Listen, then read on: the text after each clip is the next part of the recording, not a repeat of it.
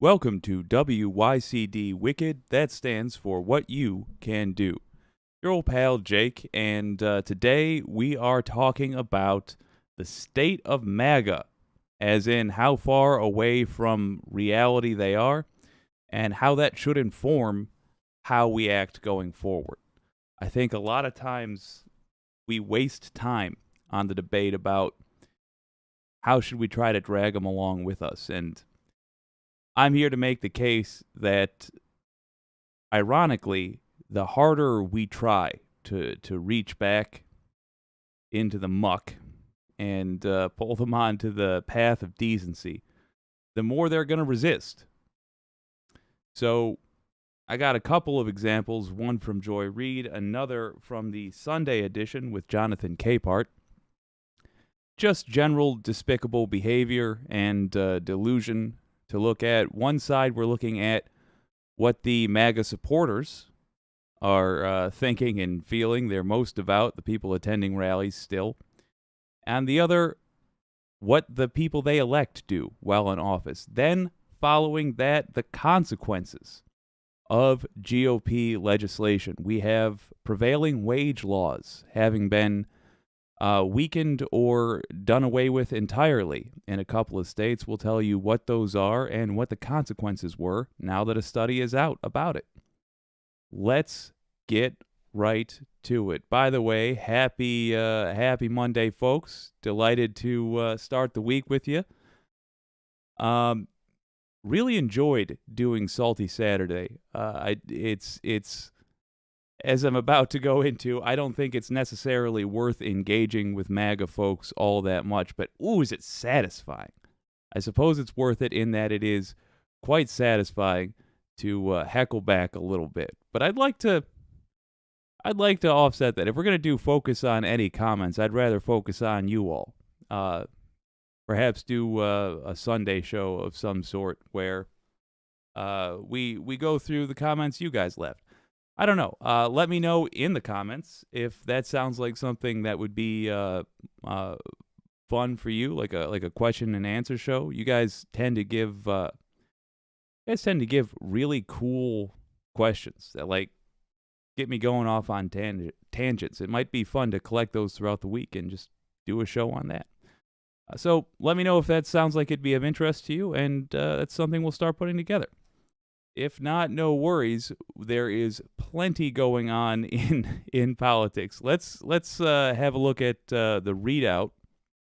Somebody was in for, I forget who, somebody was in for Joy Reid recently, and they interviewed Jordan Klepper, wherein he showed some of the footage from recent MAGA rallies that he attended. And oh, folks, the followers of Trump and his philosophy don't live in the same world that you and I do, the one that's populated by facts and consequences. No, they live in a mystical reality where multiple contradictory things can be true at once. Here he is. Let's hear what they had to say about who controls the military. What is he doing as president? He is in charge of the military. Great. The military is in charge of this whole thing. The military were put in charge in 2018 when President Trump signed an executive order. Just want to say, so they're very calmly right now saying that the government has been taken over by the military, and it sounds like they're saying that's something they approve of. They're okay with the military in secret running everything. Meaning under threat of a bullet. That's what it means if the military ran the government. So they're comfortable in their minds with a situation where that's how things are decided. Barrel of a gun. American military arms that are going to Ukraine, we have Donald Trump to thank for that? No. That's So they were aware. They're not denying that America has shipped weapons to Ukraine. They apparently don't like that America has done that. Oh, that's problematic. That's very problematic. And yet, they're sticking by their belief So they're acknowledging that did happen.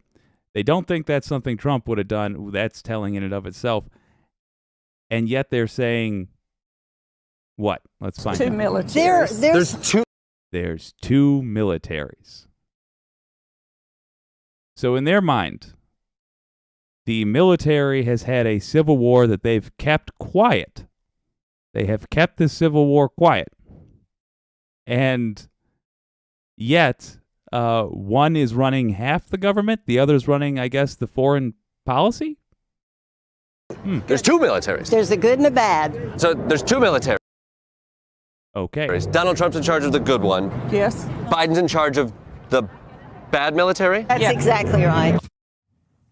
You have followed these folks for a number of years now. So how concerned are you about the fact that facts aren't relevant here? They still believe these kinds of conspiracies and these theories that are otherworldly.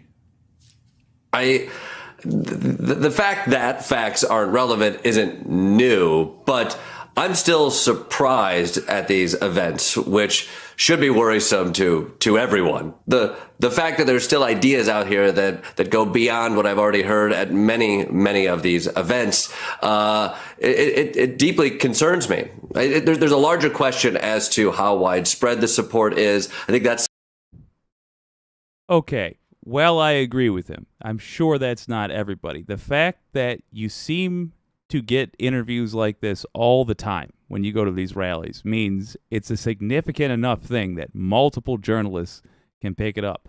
We also have multiple attacks now around the nation from people citing insane QAnon stuff. I give you Nancy Pelosi's husband getting literally hit in the skull with a hammer in his own home. It's serious, folks. This is the opposition. The political opposition does not believe in reality, is more comfortable going on camera and saying they believe that the United States is controlled by two separate militaries. By the way, clearly confused, clearly hadn't really thought that through, and clearly had to make something up on the spot. Let's go back. Watch them make this up on the spot. You can see where they're confused. You can see that they're not like, no, it's two militaries, though. Watch. There's two military arms that are going to Ukraine. We have Donald Trump to thank for that. No. See, that right then. So he presents something that they didn't like the government doing. And he says, so the military, you believe, controls the government because you can't admit that you lost. They did that. And the reaction is that they had to think about arms that are going to Ukraine. We have Donald Trump to thank for that. Look at this lady. See that? Well, that doesn't line up. They're writing fan fiction on the spot. When I say they're not in reality, I don't just mean they've come up with an alternate reality. I mean, what is true no longer matters to them. They don't care if their fiction lines up with the facts perfectly. It just needs to enough to get them through a conversation. It's very much like a religion to them at this point. Only, I guess, belief is not necessary. Only faith, but no belief. Bizarre. The look on screen right now is the danger. The look on screen these two have, where they are trying to think of an alternate theory. Now they come up with it. Let's listen. No. That's two militaries. There's two. Oh, there we there's go. Two We got militaries. There's a good and a bad. So there's two militaries. Donald Trump's in charge of the good one. Yes. Biden's in charge of the bad military. That's exactly right. So they thought of that. They either thought of that on the spot or they couldn't really recall it. But if it was just that they couldn't recall that little detail, don't you think it's kind of a huge detail?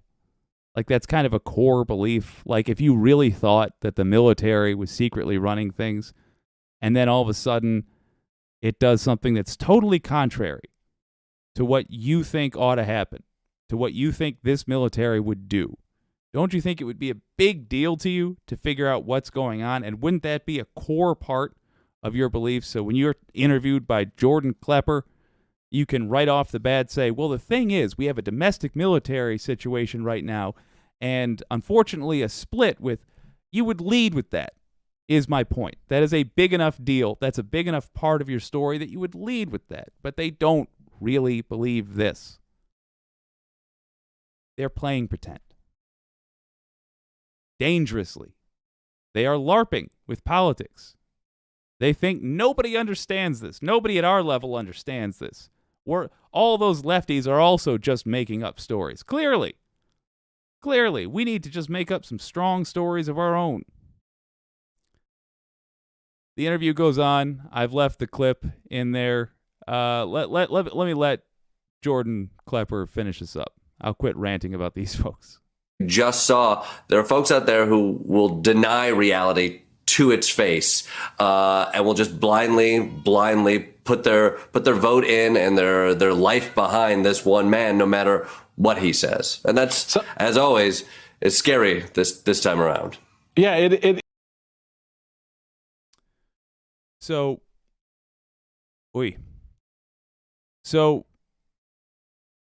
my point in showing you that is that we have to be serious about the folks we're dealing with.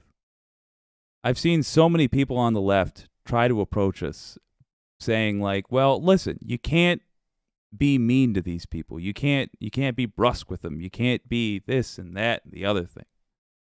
There's a huge difference between somebody who believes in what MAGA's up to, or did believe, and is waking up, is honestly approaching, looking at facts again. Odds are they're not going to come into a place like this. But if they do, you'll be able to know who they are, because we'll throw something else. We'll throw something out there that's harsh. But we'll pair it with facts, such as the fact that we are sending aid to Ukraine currently. And they'll have to deal with that reality. If they are willing to hear, if they're willing to not be babied, good, they're ready. We did that whole Salty Saturday thing basically because those were a bunch of people that weren't bringing facts to the conversation. If they are ready to join the adult table, they're not going to be turned away by somebody being a little harsh with them. In fact, they would expect somebody, if they are as wrong as we say they are, they would expect our behavior to be fed up, to be annoyed, to be short. Of all the lefties you can think of, which is the one that is most liked by the far right? Is it an old man? Does he talk like this? Does he not take a lot of crap from people? Yeah, he's a nice guy, but Bernie Sanders doesn't mince words. Never has. He speaks honestly. And when you use kid gloves with MAGA, they're not ever going to be like, well, this guy is treating me nice, so maybe that's the good one. This gal didn't call me out on all my racist stuff. She just said, well, I have a different opinion, and maybe you want to... No. Don't waste your time. My only point is you will burn your energy trying to talk to those two old ladies who I'm sure are perfectly sweet when you're face to face with them, but they're voting for a tyrant. And if they're in a place, or your pal down the street who went off the deep end in 2016, if they're in a place where they're making up alternate possibilities on the fly that they are going to commit to and act like they've always believed, you're going to be wasting your energy trying to convert them. Right now, we have more numbers than them. We should be, in my opinion, focusing our effort on activating those people and getting them working together in focused campaigns to change one thing at a time to make America better. Good news is, this strategy is very possible with the numbers we have right now. But I do think that we waste our energy in reaching our hands out to people who are delusional. Here's the consequences of wasting our energy. Here's the consequences of those people getting election after election, squeezing in candidates who are not popular broadly, but have been either gerrymandered or, God help us, the Democrats lost elections they shouldn't have. This is the consequence. The House GOP have disbanded the Civil Rights Committee. Just days after the nationwide protests over the fatal Memphis police beating of Tyree Nichols, Republican chairman of the House Oversight Committee, Congressman James Comer, eliminated the subcommittee on civil rights and civil liberties. My next guest proposed an amendment to reinstate the civil rights panel, but it was voted down along party lines. Joining me now in studio, Congresswoman Jasmine Crockett, a member of the House Oversight Committee. Congresswoman Crockett, welcome back to the Sunday Show. Why should there be a subcommittee on civil rights and civil liberties? Well, considering where we are in this country, I don't even think it should be up for debate, unfortunately. This subcommittee existed before. This subcommittee was responsible for voting rights issues. As we know in this country, there's a few questions around voting rights. Some of us fled our state and had warrants surrounding voting rights. In addition to all the police brutality, everyone could unanimously say that what happened in Memphis was problematic. Well, what really did happen in Memphis? How did we get here? That is the question. How do we make sure that there is not another Tyree Nichols? And so it's important that we have this oversight. Hold on. This follows the same pattern every single time. A tragedy happens. The whole country says we ought to do something about it. Democrats try, Republicans resist, and that's that. Every single time. Some schools going to get shot up this year. It's going to happen. A bunch of kids are going to die. And then you're going to have Democrats say we should have reasonable gun reform. And you're going to have Republicans say, how dare you use this tragedy to push your politics. Well, the politics happen to deal with making such a tragedy not happen ever again. Another black guy gets killed by police officers. Keeps on happening. Jim Jordan, as we covered, gets on the news and says there was really no way we could have done legislation to stop this from happening. And yet, other countries all around the world have set themselves up in a way where this is not happening constantly. So we can do something. And if you want to know why it never happens, why we never do anything, it's this moment right now. This is the moment where America ceases paying attention. They'll pay attention to the horrific footage of a man getting beaten to death in the street. They'll pay attention to that footage. But this is boring. This is a press release. This is an interview on a Sunday show. An interview about what? Disbanding the Civil Rights Panel. Disbanding a step in the process that would have done something about it. This is where the evil is permitted. Right here.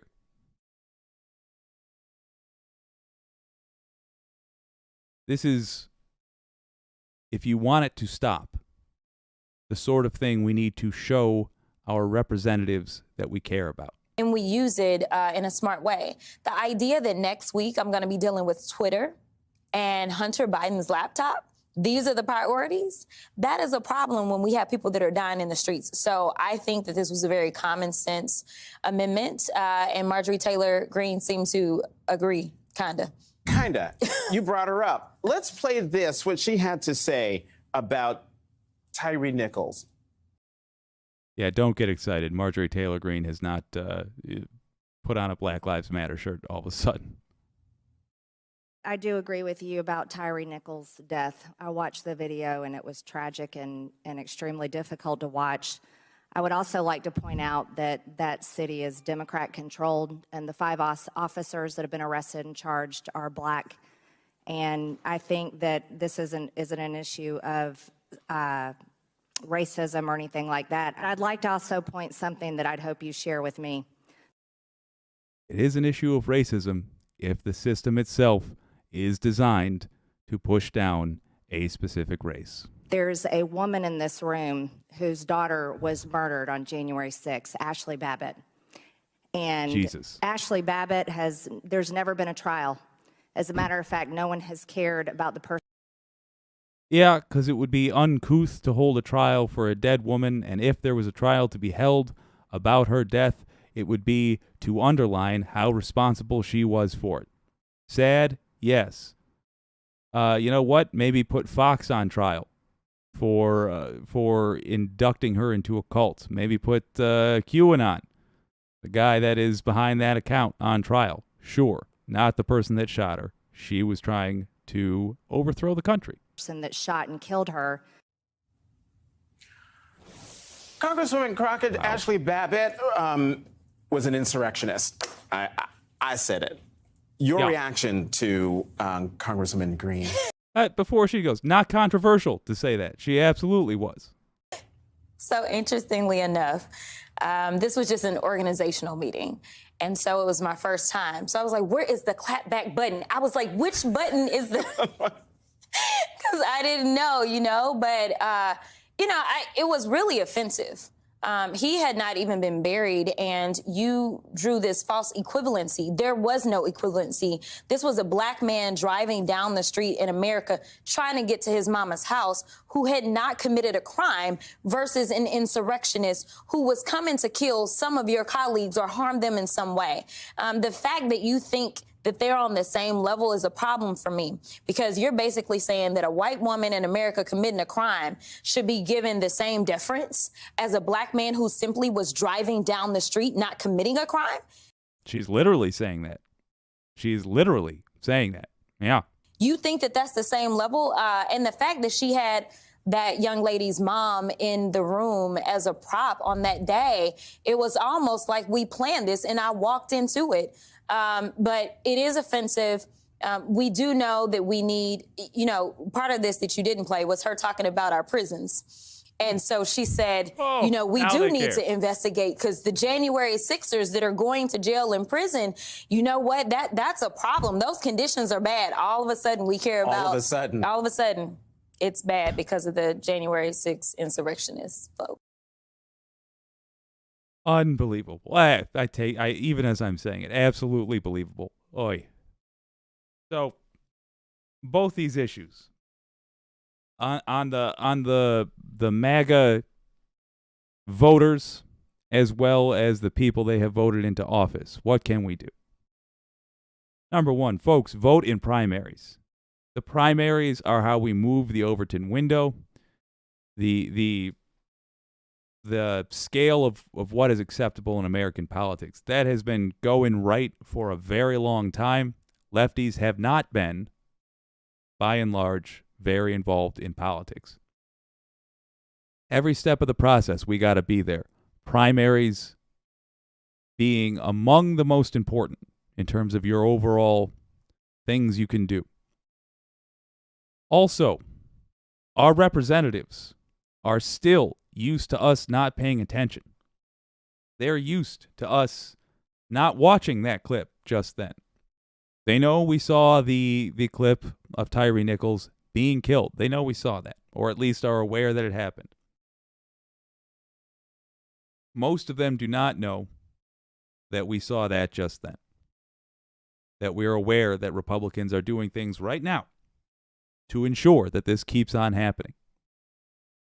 That means if your representative is a middle-of-the-road Republican, they think, ooh, well, glad that happened on a Sunday. This isn't something I've got to worry about. I don't have to make a decision on. No one's going to talk to me about it. That means if they're a middle-of-the-road Democrat, they can say the same thing. They don't want to pick any fights. Make sure they know you saw that. Write him an email, link in the description. Ask him, what are you going to do about this? Civil Rights Committee just got disbanded following the deaths of two, wasn't just Tyre Nichols in that week, two African Americans at the hands of cops. I don't know what the correct term is. Black people at the hands of cops, regardless. What are you going to do about it, Representative? What am I going to hear you say about this? It's worth doing. Why? Because if nothing else, it lets them know you see and you expect action. There is something to be said for the collective pressure we offer. And they act differently when they know eyes are on them. Jim Green says, keep fighting the good fight, Jake. Good things will happen. Thank you, my friend. I appreciate it. A new fairness in media doctrine would go a long way in countering the madness. I wholeheartedly agree, Jim. Yes, it certainly would. I'm working on a longer episode about what to do about Fox News specifically. I do think targeting these media outlets one at a time is a worthy endeavor, and I do think a relatively small amount of savvy media users could make quite a dent in the effect they have. But I want to dot all my I's and cross all my T's. Mars Falcon says, the woman in the room that is concerned about dear Ashley bibbity bobbity boo should have raised Ashley to discern lies from truth and told her not to try to overthrow her government based upon such lies. Mars Falcon, I agree. I definitely agree. It seems like Ashley Babbitt was a troubled young woman, but we cannot pretend like what she did was in any way acceptable. It wasn't. She was in the middle of a coup against the U.S. government. So, we've seen now who votes these people into office, what happens when these people get voted into office in terms of their legislation. Now let's look at the effects of their legislation. Prevailing wage laws are laws that affect largely government contractors, and they mean that the workers in a given geographic region, usually a state, have to be paid a certain amount that is considered the prevailing wage of that state. The reason being to prevent the state from shipping in workers to work at a very low cost, or having a big project that they can promise a lot of work on, but then only pay a very low wage for that work. It's essentially like a minimum wage per project. A lot of these laws got repealed, including in Michigan, and now we have a readout of that's fitting. Now we have a report on what the effects of that were, and it's every bit as brutal as you'd imagine. Let's have a look at the article. This is from Business Insider. It turns out that getting rid of some minimum wage controls left workers earning less, being less productive, relying more on public assistance, and even facing a higher risk of dying on the job. That's according to a new study from the Illinois Economic Policy Institute and Project for Middle Class Renewal at the University of Illinois at Urbana-Champaign. Researchers Frank Manzo, Robert Bruno, and Larissa Petrucci examined the impact of repealing prevailing wage laws that essentially set minimum wages for construction workers on government contracts. Bear in mind, if you're working on the roads, odds are you're working on a government contract. So most road workers. With the bipartisan infrastructure pouring billions of dollars into construction projects across the nation, the findings show that contractors in states that have repealed those prevailing wage laws may face problems staffing up. No duh. Historically, prevailing wage laws have helped plug labor shortages, as in if you pay people a decent wage, they will take a job. And contractors could have trouble competing with higher-paying competitors across the country. Here are the states. If you live in them, make a note. Indiana, West Virginia, Kentucky, Arkansas, Wisconsin, and Michigan, to my shame, all repealed their prevailing wage laws between 2015 and 2018. Good news in Michigan, they are working on repealing the repeal. Using data from the U.S. Census Bureau and Department of Labor, the researchers looked at how construction workers fared as those laws were rolled back. It is, folks, exactly what you'd imagine. Those states saw their wages for construction workers drop, as in poorer people now in their state. In Indiana, West Virginia, and Kentucky, the three states that fully repealed prevailing wage laws, average construction hourly wages were $23.94 before the laws were rolled back, and by 2017, the average hourly wage was $23.77. Their wages overall dropped. Meanwhile, states with the laws in place saw wages grow by 12.2% in the same period. They're making 12.2% less than workers in other states. What prevailing wage does, it kind of standardizes and stabilizes the industry of a local market, Petrucci said. When you repeal that, what you have is contractors who are able to undercut wages and pay workers far below the training that they have developed to get these kinds of jobs. Naturally, you're going to see wages decrease. On a side note, I hope Gunna does not become AP style. Workers' productivity grew at a far slower rate than in states with prevailing wage rates in place, as did hours worked. Just across the board, a worse job being done. Haven't even gotten to. We'll get there in a second. The quality of work. There's also a real human cost to repealing the laws. On-the-job fatality rates went up in states that fully repealed their laws. In states that kept the laws, fatality rates on the job actually went down. Some of that is due to training or lack thereof, according to Manzo, and experience. It's also according to experience. Better trained workers tend to be much safer, he said. Well, there you go. Prevailing wage attracts and develops skilled construction workers by including apprenticeship training contributions in with labor cost. Sure. Absolutely. And think about the cascading effect that has. So as they said, you're paying insufficient wage, you're going to have a labor shortage on top of a skills shortage. If you are a skilled road worker of some sort, you are simply going to go wherever you get paid for your skills, unless you are forced to stay locally for some reason, family obligation, yada, yada. You're going to go where the money is. It's going to leave us with inexperienced road workers, new road workers, and not enough of them.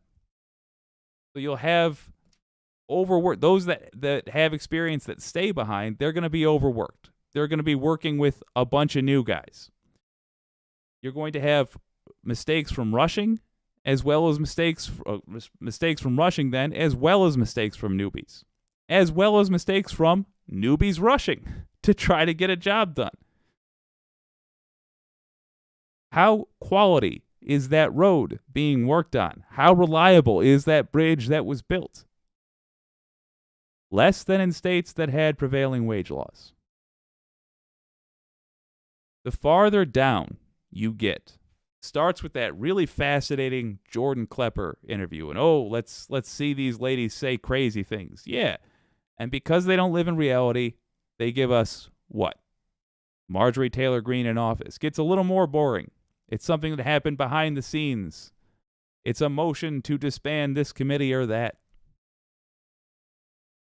A little more boring, but that's where the death blow is. The bleeding out is what we just read. Things like prevailing wage laws getting taken away. Very boring. Bunch of words. Charts, graphs, year-over-year growth. But if you wonder what it looks like when America is governed badly, how it starts when the decisions are made, what the consequences are, there's your chain of events right there. I've been watching it happen over and over. It seems silly to say it's Republicans.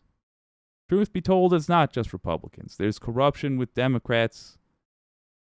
There are poor decisions made here and there, but by and large, that is the element of our society that is bringing about the worst of the country's decay. Because insane decisions are made like this constantly. What can you do about it? Well, when you are writing your representative, just to let them know you're still watching. If you're from one of those states, tell them you want prevailing wage laws. There is a link in the description which tells you everybody who represents you. Find the people who represent you on a state level using that link. Tell them you want prevailing wage laws restored. You can cite this article from Business Insider. You can cite the study it links to, done by that university. That is a great way to get your state back on track. It's not sensational. It's a regulation that insists workers get paid a fair amount. But I'll tell you, you'll have better roads. You'll have better workers, happier workers. You'll have more people with money in their pockets. This is the boring stuff that we have to get passionate about, because it really does have an effect on how our lives are lived.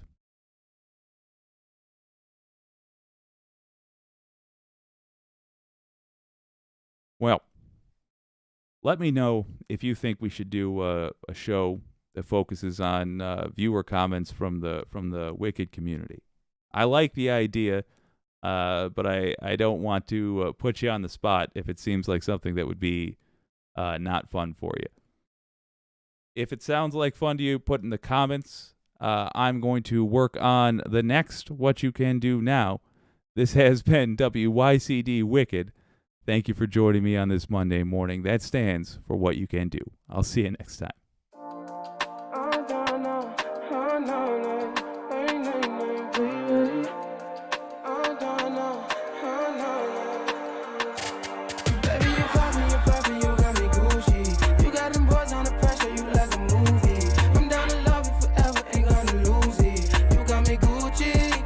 Gucci, yeah, you got